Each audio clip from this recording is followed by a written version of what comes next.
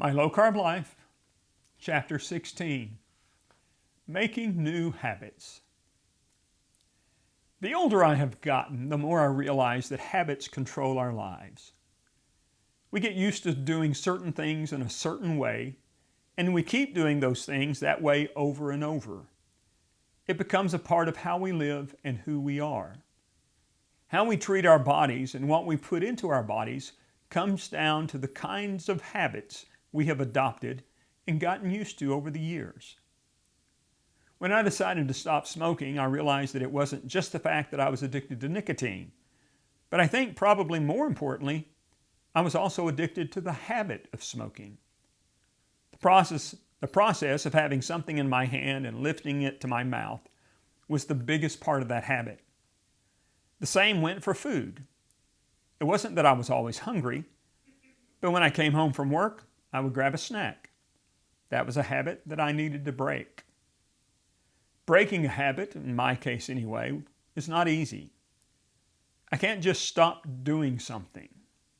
I need to replace that habit with something else, which is much easier said than done. Habits are hard to break, and it takes work, a lot of work. I've always been told that to make changes, you must take small steps, one at a time.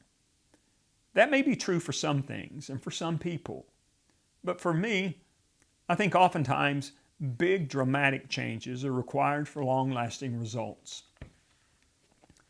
When I started my low-carb eating plan, I jumped in with both feet. I didn't start out small and then work my way up to it. I decided that this is what I was going to do, and I wanted to prove myself that I could accomplish it. So I made a list of foods I could eat, started my food journal, and got rid of the foods in my kitchen that I knew would tempt me.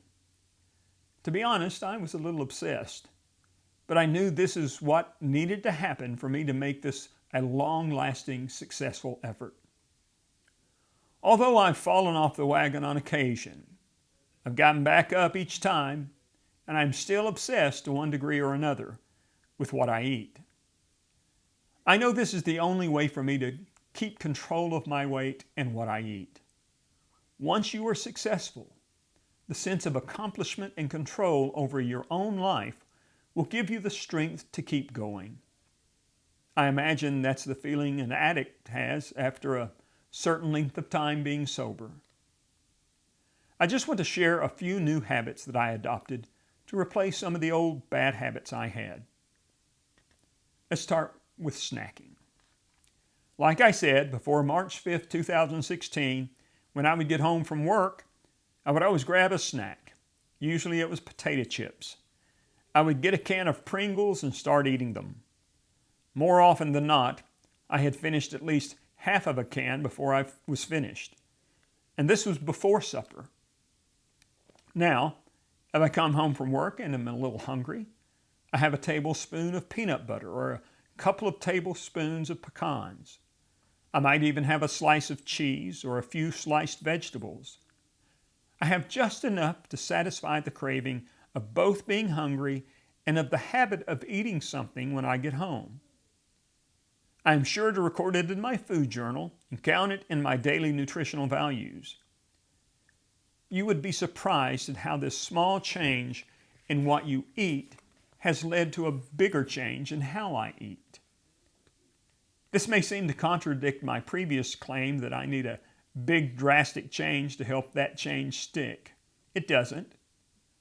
While I need a good clean break to kick off a new habit, I find that sustaining that habit is best achieved with smaller, more manageable changes that I can build on as I get used to them. Another habit I had prior to starting my low-carb eating plan was eating out, whether it was lunch at a drive-thru or dinner at a restaurant. In the beginning, I just stopped eating out. By preparing and taking my lunch to work with me, I could carefully control what I was eating and make sure I would stay on my plan. It seems like a simple thing to do, but it is very effective. I know it might take a few extra minutes in the morning or the night before, but it is certainly worth the payoff. Also, preparing dinners at home instead of going out to restaurants not only allows you to control what you're eating, but honestly, it saves a ton of money. I know it's a little more work, but once again, it is definitely worth it. Both of these good habits are especially important to adopt when you are first starting out on your new eating plan. After a while, you will find that there are ways for you to eat out or go through a drive-through for lunch where you can still stick to your eating plan and feel good about it. Finally, let's talk about what to drink. As I've mentioned before, I'm not a big coffee drinker, but I do have 1 cup of coffee in the morning with 2 packets of artificial sweetener. Then I will usually drink a diet soda in the morning and a sugar-free Powerade Zero in the afternoon. I also have another Diet Coke in the evening and then at least 1 or 2 bottles of water prior to going to bed. That is my routine. Yours may be different. The key is to stay away from sweet drinks and be sure to drink enough so you don't become dehydrated. Also, don't have too much caffeine as it can cause a variety of issues for some people. So remember, whether you want to replace those unhealthy habits with healthy habits by starting small or going big, that's up to you. But the only way to success is by making new, healthy habits to replace the old, unhealthy ones.